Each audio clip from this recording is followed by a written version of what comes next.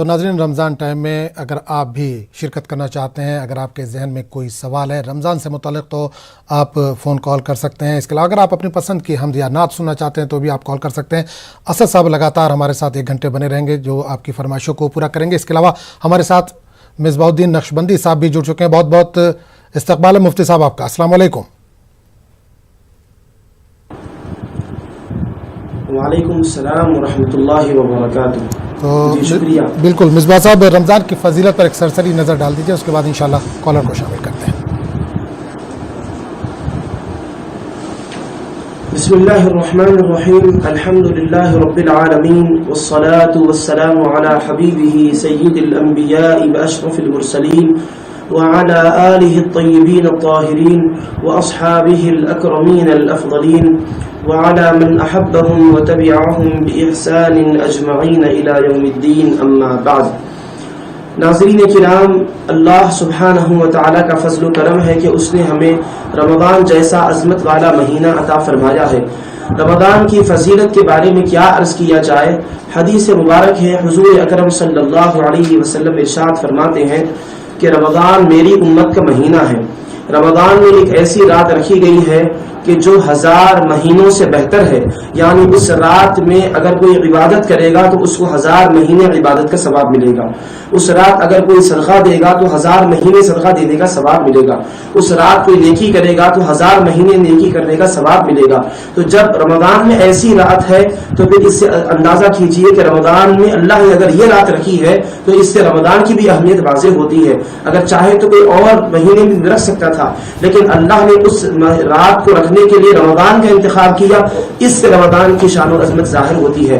اور حضرت محدث دکن رحمۃ اللہ تعالی علیہ اپنی کتاب فضائل رمضان میں حضرت حسن بصری رحمۃ اللہ علیہ سے روایت نقل فرماتے ہیں کہ اگر سرکار فرماتے ہیں کہ اگر اللہ تعالی کو میری امت پر عذاب بھیجنا مقصود ہوتا جیسا کہ سابقہ امتوں پر اس نے عذاب بھیجا ہے قوم سمود و عاد کی طرح، تو ان کو ماہ رمضان اور سورہ قل هو اللہ احد عطا نہیں فرماتا تھا۔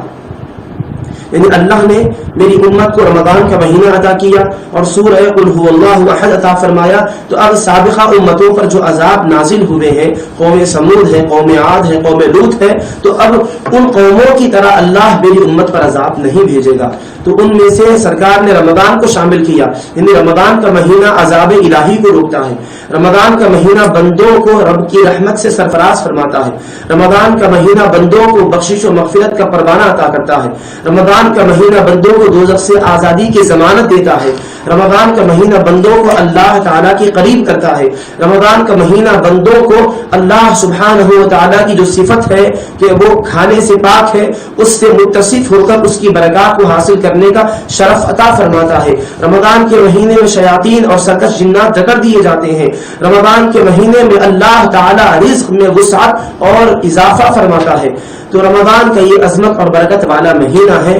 رمضان میں عبادت کرنے کی بھی فضیلت ہے، روزے رکھے گئے، نماز تراویح رکھی گئی ہے، اور جب بندہ سجدے میں ہوتا ہے تو وہ اللہ کے قریب ہوتا ہے، جیسا کہ قرآن مجید میں بھی ارشاد ہے۔ وہ آیت سجدہ ہے، اسی لیے میں اس کی تلاوت نہیں کر رہا ہوں۔ اور حدیث مبارک میں سرکار فرماتے ہیں اقرب ما یکون العبد من ربہ وہو ساجد، جب بندہ سجدے میں ہوتا ہے تو خدا سے سب سے زیادہ وہ قریب ہوتا ہے۔ تو نماز ایک رکعت میں 2 سجدے رکھے گئے ہیں، اور سجدہ بندے کو خدا کے قریب کرتا ہے۔ اور رمضان میں 20 رکعت نماز تراویح ہے، 2 رکعت کر کے 20 رکعت ادا کیے جائیں گے۔ اس طریقے سے ایک رکعت میں 2 سجدے ہیں، تو اندازہ کیجئے کتنے مرتبہ نماز تراویح کے ذریعے سے بندے کو خدا کی قربت نصیب ہو رہی ہے۔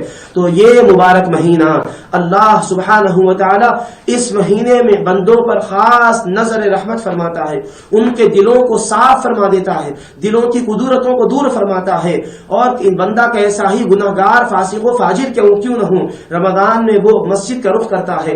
رمضان میں آپ دیکھیے عام دنوں میں نماز نہیں پڑھنے والا بھی رمضان میں نماز پڑھتا ہے۔